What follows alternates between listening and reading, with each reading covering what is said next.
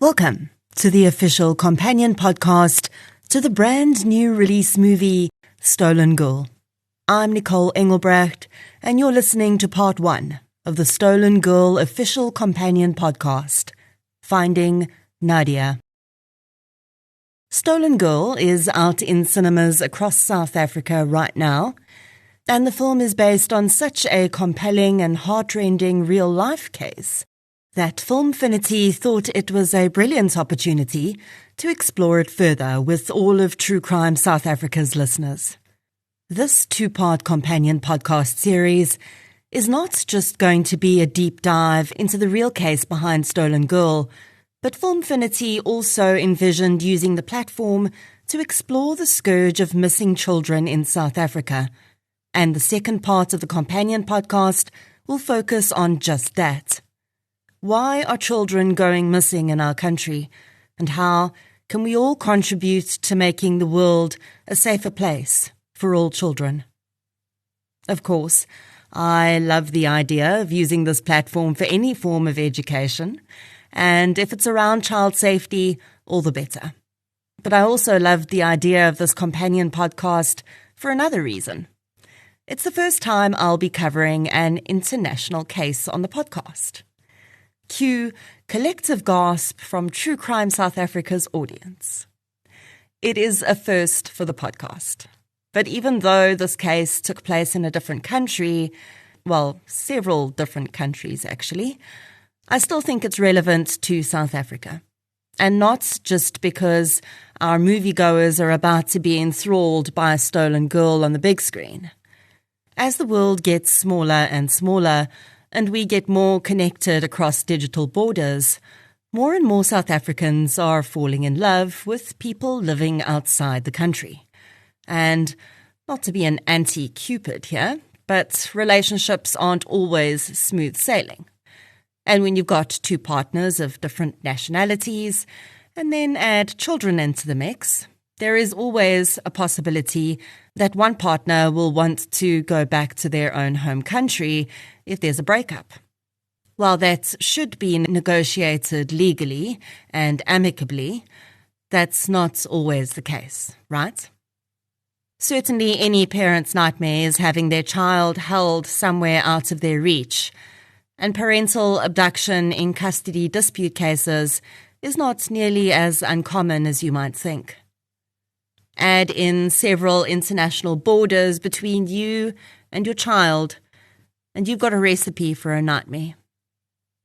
And it's this very nightmare that one mother, Maureen Dabbagh, woke up to in 1993. Before I get into the facts of Maureen's case, let's chat about Stolen Girl the movie. Based on extraordinary real-life events, Stolen Girl follows a determined mother, played by Kate Beckinsale, whose world is shattered when her ex-husband, Kareem, abducts their young daughter, Amina, and flees to the Middle East. Desperate to bring her child home, Maureen teams up with Robson, played by Scott Eastwood, an enigmatic ex-Marine and child abduction specialist.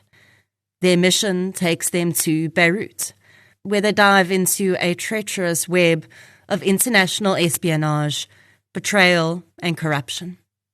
As time runs out, Maureen faces the hardest choice of her life, reclaiming her daughter or leaving her behind for her own safety. Now, like any movie or series based on real-life events, it is not possible to portray the exact events on screen as they happened in real life. Firstly, there's a time limit. Yay for companion podcasts. But also, sometimes pieces of the real-life story just don't translate into something that's essentially viewed for entertainment. As you'll hear, Stolen Girl does very closely mirror the real Maureen Dabbagh's experience. And honestly, even if it wasn't based on a true story, it is really well written and brilliantly portrayed. I am, however, a true sucker for a based-on-real-life events movie. There's just something about real-life meetings' cinematic portrayal that pulls me right in, and I'm pretty sure it's going to do the same for you. Right, so it's time to get into the case now, isn't it? My research for this episode came from several articles, court documents, and books published over the years about the Dabbagh case, as well as academic and legal literature about international child abduction. This is episode 1 of the Stolen Girl official companion podcast, Finding Nadia.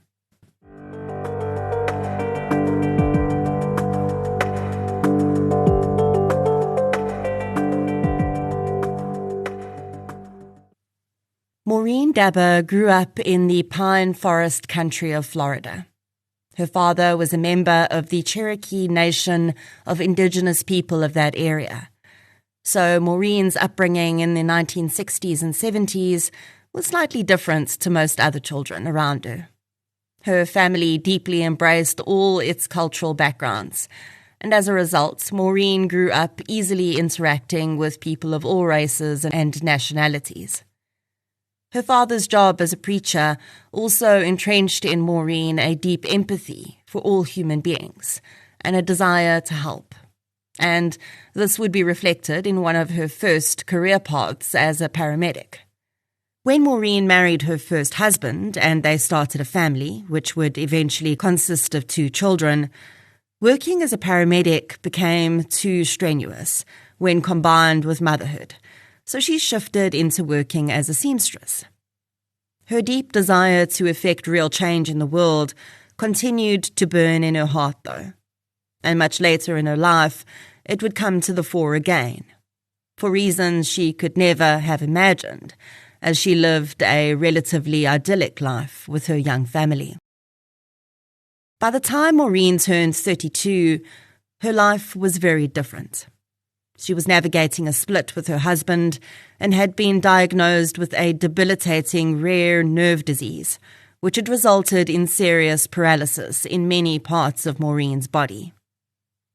Although up until that point she'd been splitting custody of her 2 children with her husband, when this serious condition hit her, she had to make the difficult decision to hand them over to him full-time. Maureen simply did not have the physical capacity to care for her children at that time, and she had to be hospitalized for extended periods of time for treatment. The decision was understandably devastating, but she still had a relatively good relationship with her ex-husband, and he ensured that the children got to see Maureen as much as possible while she was receiving treatment. It would be while Maureen was hospitalized during this time that she would meet the man who would change her entire future trajectory. Hisham Daba was born in Syria and had trained and qualified as a medical technician and worked in several different hospitals across the world. In 1989, when Maureen was receiving in-hospital treatment for her nerve disease, Hisham happened to be working at the hospital in Florida that she was checked into. Maureen would later say that, in retrospect, it made sense to her that she'd fallen in love with Hisham so quickly and deeply. She was still recovering from her divorce, and in a deeply vulnerable position of being very ill and partially paralyzed. For Hisham's part, it's difficult to say whether he actually saw an opportunity for love with Maureen, or if his intentions were always on the darker side. Marriage to a US citizen, of course, would eventually help him to get his own green card in the United States. That would make living and working there far easier. Although the difference in culture between the pair, Hisham, a Muslim man, and Maureen, a very Western woman, should have been a challenge. At least, initially, it didn't seem to be. The treatment Maureen was receiving was working well, and soon she was in recovery and able to leave the hospital and go home. Her and Hisham's relationship continued, and soon Maureen discovered she was pregnant. The couple decided to get married, and on the 3rd of February 1990, their little girl, Nadia, was born.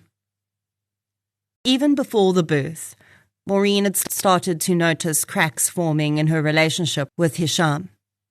She had perhaps not truly realized how traditional he was in many respects, and this pushed up against her own values as a woman who hadn't grown up in a similar background.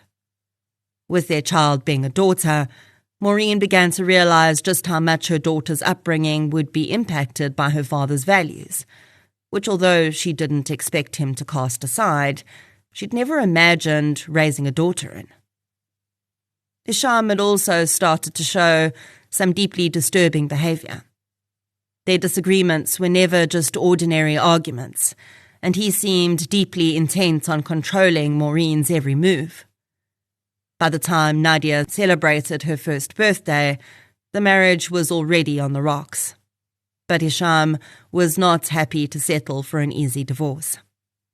The main sticking point in the separation became custody arrangements with their daughter. The couple had moved to Ohio after their marriage, but after the divorce, Hisham had moved back to Florida, and with a 16-hour road trip between the two states, he was pushing for longer periods of custody with Nadia. It was during this time that a real fear began to develop for Maureen. Hisham had told her in no uncertain terms that if he did not get the custody arrangements he wanted, he would make sure she never saw her child again. Finally, an Ohio court granted Maureen a divorce with a custody arrangement of 30 days alternating with each parent. Of course, this would have to be reviewed once Nadia started school, but for the time being, Maureen was just grateful to have the divorce finalized. She was, however, really dreading having to be separated from her daughter for a month at a time. And as the first court-ordered visit crept closer, the knot in her gut got worse. She really did not have a good feeling about this. Nadia's first visit with her father was due to begin on the 3rd of November 1992, and as Maureen hugged and kissed her little girl goodbye, she could have no idea that this would be a moment that would change both their lives forever. Nadia spent the next few weeks in Florida with her father at his house in West Palm Beach. The custody order granted Maureen regular phone calls with her daughter while she was in her father's custody, but Hisham did his best to either completely avoid these calls or cut them short. Nadia was just 2.5 years old at the time, and 30 days is a long time to spend away from the person who's been your main caregiver for all of your life. When contact with her daughter was so sporadic, Maureen's inner alarms were already going off. She did her best to remain calm for her daughter's sake, but couldn't help but wonder if Hisham was going to make good on his threat to make sure she never saw her daughter again. By the time the date arrived that Nadia was supposed to be returned in early December, Hisham was no longer taking Maureen's calls. She was immediately beside herself, but she figured that there was a court order in place. Surely that meant she would be backed up by law enforcement and the courts in getting her daughter returned to her. Maureen was about to discover that, although that was true to a certain extent, the slow-turning wheel of the law was not going to turn any faster, just because she was a terrified mother. Certainly back in the 90s and even now across the world, parental abduction cases are some of the most difficult to get action taken on, even if you have a valid court order in place. Once law enforcement hears that the child is with their parent and there's no history of abuse toward the child from that parent, it actually takes quite a lot to get them to take action. And this is exactly what Maureen discovered when she got hold of Florida police and explained her situation. After finally making contact with Hisham and confirming that Nadia was safe and well, they reported back to Maureen that he was going to be making an appeal to the court for a change of custody, and she would be hearing from his attorney shortly. Fine, she thought, but the existing court order says Nadia should be with her mother. Why could police not bring her home in the meantime? Florida police didn't really have a good answer for that. It was also heading into the festive season, and all official systems were slowing down. Maureen was in a complete state. She struggled to work, couldn't eat, and barely had the energy to do anything but make call after call to courts and police officers, begging for help. Finally, on Christmas Day, her telephone rang. It was Nadia on the phone. Maureen crumpled to the floor as she heard her daughter's voice, begging to see her. Then the phone seemed to be snatched away from the child and the line went dead. It was the last time that Maureen would hear her daughter's voice for a very long time. As the courts reopened in January 1993, Maureen made her own petition for full custody of her daughter. Hisham, she argued, had badly violated the existing order and continued to do so, and as such, he could not be trusted to share custody. Hisham was served with paperwork related to Maureen's case against him, and a further month of delay tactics ensued from him. He claimed he couldn't travel to Ohio to appear in court, and Maureen should file her petition in Florida. She refused, and the Ohio court ordered that he should appear in their state. He continued to refuse. This went on throughout the entire month of January. Still, Maureen struggled to have proper communication with her daughter. Hisham made phone calls almost impossible, and Maureen was terrified that he might flee with Nadia if she pushed too hard. As January turned into February, Maureen was becoming increasingly desperate. Authorities in both Ohio and Florida refused to intervene until the new court hearing happened, and Hisham kept delaying it.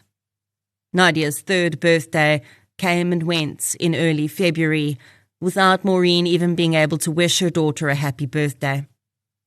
She would often call Hisham's apartment, and sometimes he would answer and put the phone down in her ear, and other times he just wouldn't answer at all.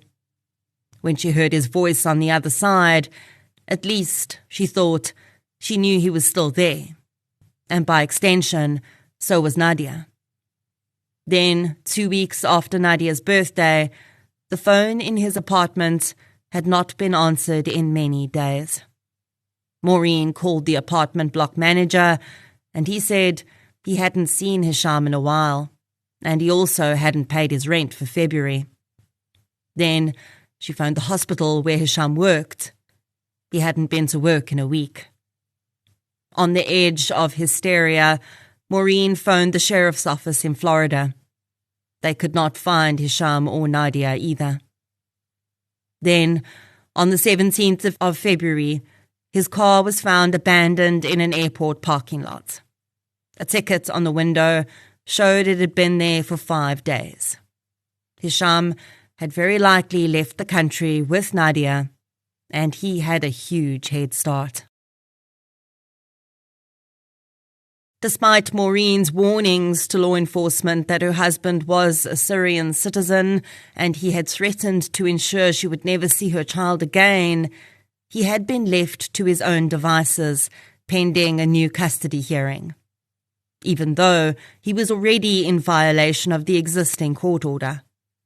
His passport had not been confiscated, and although Nadia had not had a passport, he'd clearly had one made for her without Maureen's knowledge. Police were finally able to establish that he had fled the United States on the 12th of February and entered Syria. Although deeply wounded by the system that was supposed to protect her child, it was to the same system that Maureen Dabbagh now first turned when she knew for sure that the worst had happened.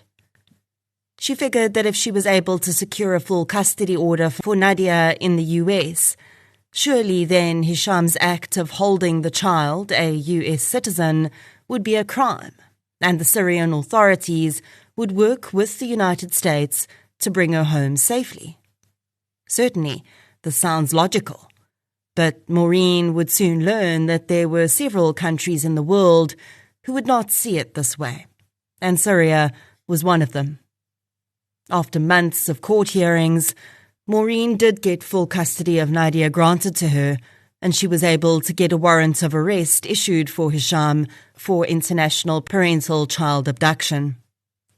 Through connections she was quickly making in the murky world of international child abduction, Maureen submitted these documents to the Syrian authorities, certain that Hisham would be arrested and Nadia would be returned to her shortly.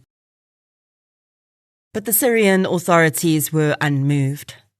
An American court order had nothing to do with them, they said. And there was no extradition treaty with the US either, and even if there was, Hisham was the criminal, not Nadia. So they certainly would not be dispatching one of their citizens back to the US based on the arrest warrant.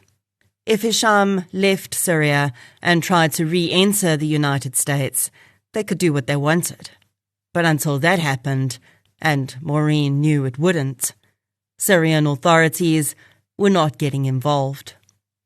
Essentially, they did not recognize Maureen's legal custody of Nadia in Syria.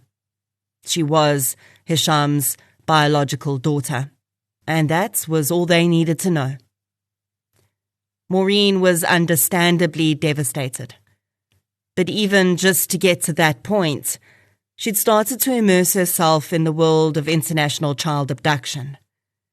She hadn't just left it to lawyers to handle, mostly because she couldn't afford lawyers, but also because other parents she'd met in the same situation had warned her from the beginning that they'd had no help from the justice system, especially when their children were in countries that didn't follow US-like Western systems, such as Syria.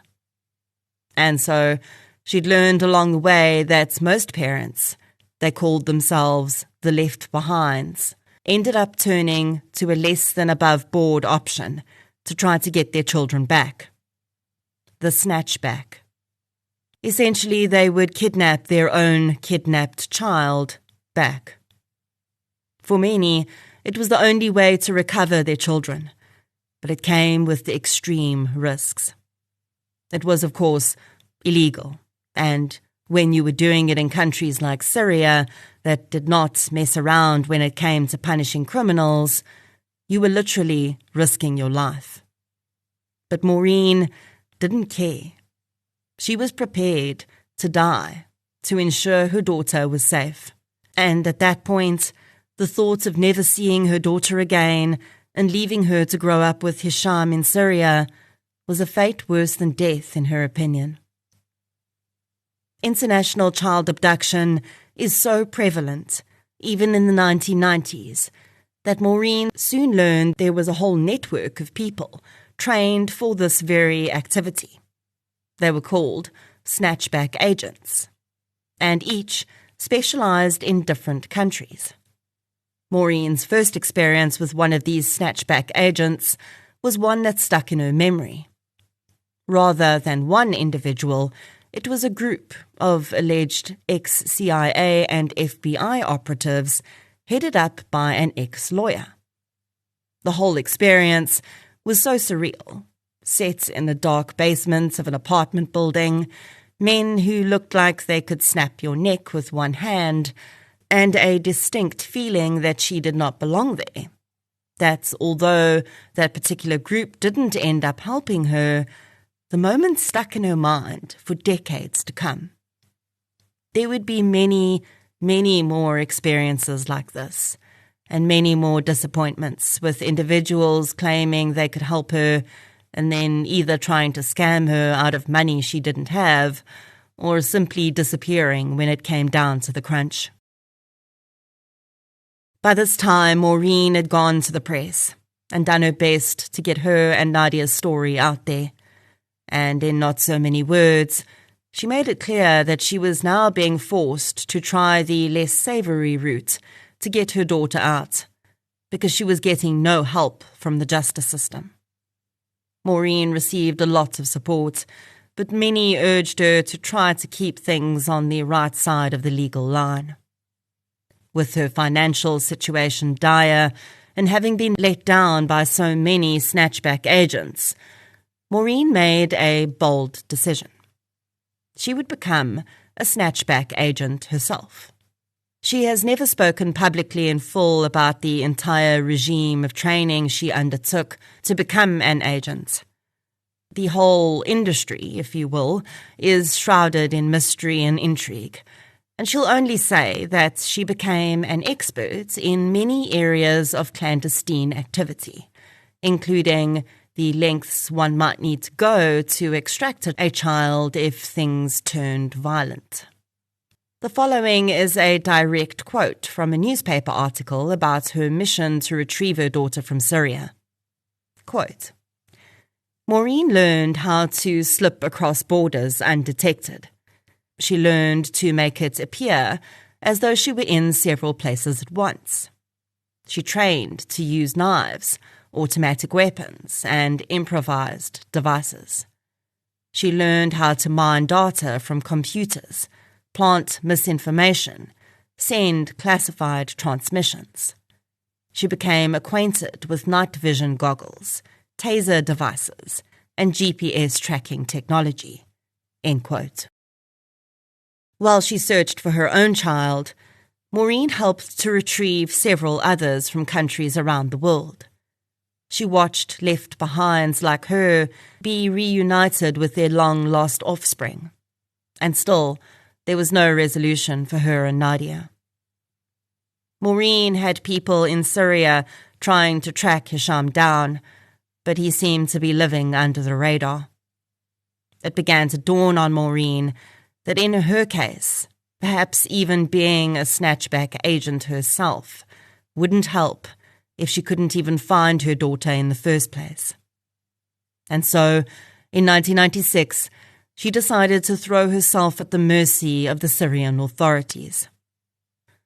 This mother, who had no legal background and who had taught herself international law and trained as a covert agent, now attempted a new route. One which no other American left-behind parent had ever successfully achieved. She applied for legal custody of Nadia in a Syrian court. As a non-Syrian citizen and a woman, she had almost no chance of getting this granted. But, incredibly, Maureen achieved it, and in 1996, a Syrian court handed down a custody order for her as Nadia's biological mother. She now had a legal right to have access to her daughter, and withholding that access would be considered a criminal offence. Over the months following this order being granted, Maureen travelled to Syria twice. The first time, she'd been able to figure out where Nadia was living, but couldn't secure the correct paperwork to ensure that she could travel back with her, and despite the court order, police were reluctant to assist in facilitating a visitation. The second time she travelled there, all her paperwork was in order, but Hisham and Nadia no longer lived at the same address. Likely having got wind of his ex-wife's activities, he had fled once again, and Maureen was back to square one. The Syrian authorities told Maureen to go home. They assured her that they would continue to search for Hisham, and as soon as they located him and Nadia, they would inform her and she could come back over and take custody of her daughter. Maureen, however, was not entirely reassured. She knew well enough by now that she could count on very few people, and the Syrian police had refused to officially issue an arrest warrant for Hisham. One night in her home in Ohio, Maureen stumbled across an important piece of information in a case study of another Syrian parental abduction case. Under Syrian law, parents had to register their children as their biological offspring. If the child was born in the country, this would happen automatically at birth. But if they were not, it was the parents' legal responsibility to ensure that this was done as soon as they entered Syria. She wondered whether Hisham had registered Nadia as his daughter. It turned out that he had not done so. Likely another way to avoid being tracked by Maureen. But now, this became her trump card. With Hisham having committed an actual crime in Syria, or at least one they were willing to recognise, a warrant was issued for his arrest. As had become a pattern with Hisham, though, the man once again dodged authorities, and soon both he and Nadia had left Syria entirely. Maureen was horrified. She'd just managed to get this country's authorities on her side, and now she would have to deal with yet another government. And the kicker was, she didn't even know which country they'd gone to. Maureen strongly suspected, though, that Hisham had gone to Saudi Arabia.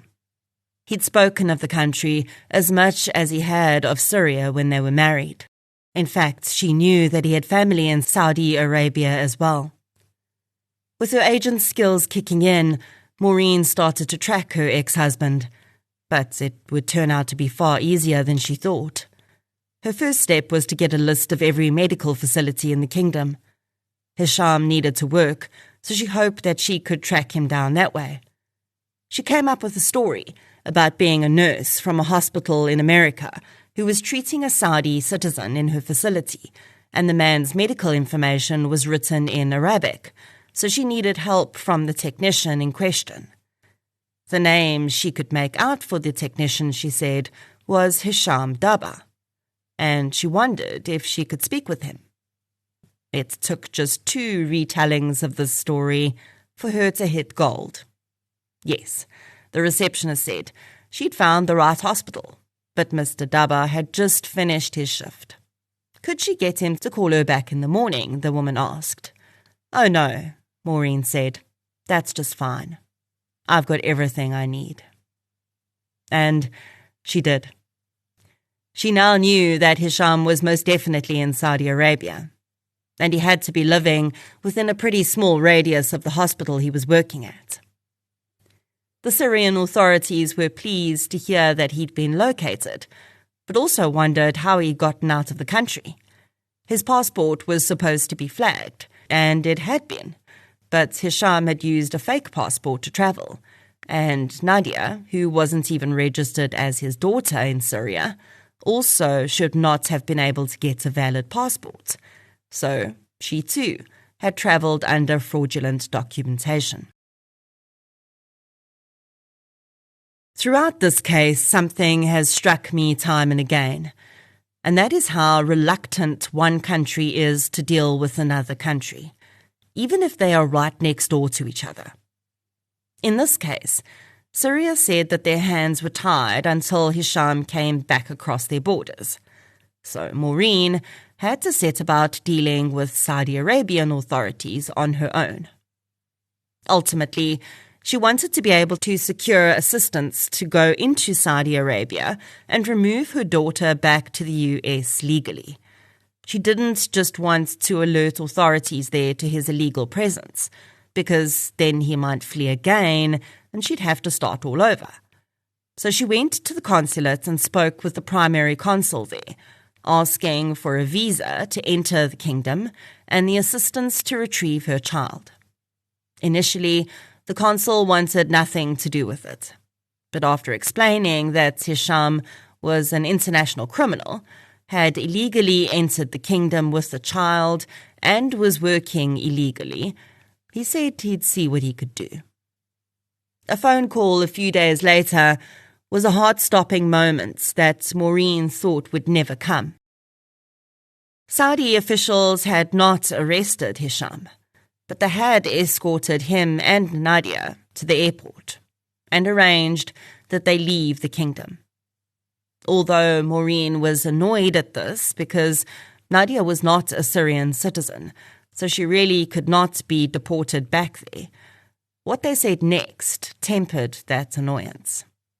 They'd alerted Syrian authorities to be waiting for Hisham on his arrival, and he'd been taken into custody. He was under arrest and being detained. Maureen scratched together the last bit of money she had left and got on the next flight to Syria, certain that she would be coming home with her daughter this time. By the time she arrived at the police station, though, she was told that Nadia had been handed over to members of Hisham's family, and she had once again disappeared. It was crazy-making, and Maureen soon started to suspect that Hisham had to have contacts in the Syrian police or somewhere else to continuously shrug off her efforts in this way. When she tried to attend Hisham's court hearing, she was told that her presence there as a Western woman who was, in their words, harassing a Syrian man in this way would not benefit her case. And so she was left with no choice but to return to the US, once again empty-handed. Hisham was found guilty of failing to register Nadia as his daughter and made to pay a fine. He made a verbal agreement to allow Maureen visitation with her, but there was no written record of this agreement. And then he was released and once again disappeared into Syria. Over the years that followed, Maureen never gave up. She continued to use every avenue she could to get assistance in recovering her daughter. Once, when Nadia was in her early teens, a US representative visited Hisham in Syria and spoke with him for 10 minutes. Hisham gave the man some information about Nadia, her interests and plans for the future, but the girl herself was not present. Maureen was left with no choice but to continue to hold on to hope that one day she would see her daughter again. Perhaps, she thought, once Nadia turned 18 and was able to leave the country on her own, she would come back to her. But Maureen also had to face the reality that she had no idea who her daughter was anymore, whether she spoke English at all, or if she'd even been told that her mother had been looking for her for all these years. Maureen Dabbagh became an expert in international parental child abduction cases. She turned her own failed case and deep sense of loss into action for those she could help. Maureen became a certified Virginia Supreme Court juvenile and domestic relations mediator. She received her advanced cross-border mediation training at the University of Miami School of Law, and she's authored 2 books on the subject of parental abduction: Recovery of Internationally Abducted Children and Parental Kidnapping in America. Since she lost her own daughter to parental abduction, Maureen has assisted in more than 1,200 international child abduction cases and has been recognized as an expert by courts across the United States, resulting in case law. She has provided testimony on this issue before both the state and federal Congress, as well as the United Nations Human Rights Commission. She plugged the hole her daughter's absence had left with the happy stories of resolution she was able to get for other parents. And then, in the summer of 2010, Maureen's own personal journey into the black hole, as she puts it, ended. Her daughter, Nadia, then 20 years old, travelled from Syria to the United States to meet the mother she'd been ripped away from 18 years before. Although so much of Maureen and in turn Nadia's story is in the public domain, she understandably kept the details of this reunion to herself. It was one piece of her and Nadia's story she could finally tuck away inside her, just for them. Hisham Daba has never faced any legal consequences for his actions. Nadia's own feelings about what her father did are likely to be complex and tempered by the fact that he is still her father, and her childhood was just what she knew. Coming to terms with the duplicity of a man who's caused such great harm, while still being the only parent you've ever known, is undoubtedly difficult. Perhaps an impossible task to navigate. There were many complex and impossible moments for Maureen to navigate in her 18-year fight for her daughter too.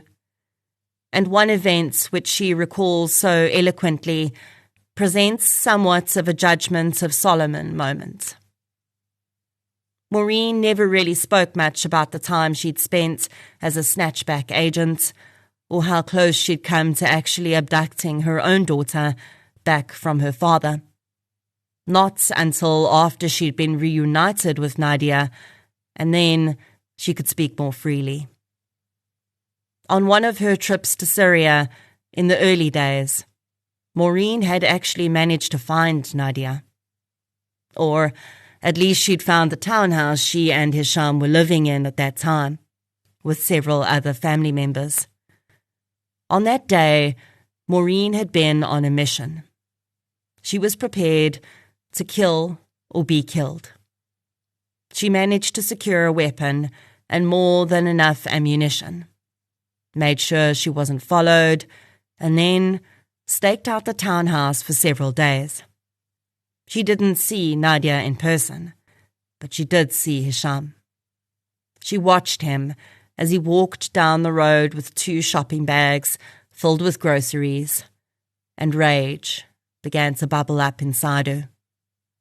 Her finger itched on the trigger of the gun in her lap. But she had a plan that day, and it involved maximum suffering for Hisham. Her plan had been to knock on the door to the townhouse and force her way in. At gunpoint, she would force the family members to tie each other up, and then she would make Hisham watch as she executed his entire family. She would save the final bullet for him, she said, and then she would take her daughter and leave. The plan had been formed in a red haze of rage for the man who had so deliberately and strategically made her life a living hell. But she recalled, as she sat outside their townhouse and watched Hisham go inside, that she'd forgotten one thing. If Nadia was inside, she would see her mother commit mass murder. Even if she locked her up in a room beforehand, at some point she would have to carry her past the bodies. And although her weapon had a silencer on it, she wouldn't be able to control the family's screams or how they embedded themselves in her child's psyche. Maureen recalled squeezing her eyes shut then, trying to push out the image of her daughter witnessing her mother's madness. As she did, the tinny voice of an imam echoed through the air as prayer calls came from a nearby mosque. As Maureen opened her eyes and looked at the townhouse, she realized that all of the rage and hatred that had had her so close to mass murder had drained out of her. It was all gone. She did not have her child, but she also no longer had a lust for murderous revenge. This was not about her, she recognized. It was about Nadia and what she needed. Despite having been separated from Nadia for so long, deep inside her, Maureen still knew what her child really needed. Maybe she needed to be who she already was. Not a poster child or a missing child, just a child. A child with friends, a school, a home, and a mother who loved her enough to let her be. Maureen had wiped the tears from her eyes and turned the key in the ignition. Years later, as she recalled the story from the safety of her home in Ohio, she understood that in that moment, she hadn't given up. She'd never given up, but she had done what was right for her child on that day. And although Hisham had won the battle, he had not won the war with his intention to keep Nadia from her forever. When the time had come, Nadia had been the one to say, "This far and no further." This has been part 1 of the official companion podcast to the brand new release movie Stolen Girl, which is out right now in cinemas across South Africa. Now that you know the details of the harrowing real-life story behind Stolen Girl, I highly recommend you book your tickets to go see the movie. I'll be back with part 2, in which I speak with an expert in child abduction investigation and prevention, and talk about all the ways we can keep children safe in South Africa. I'll chat to you soon.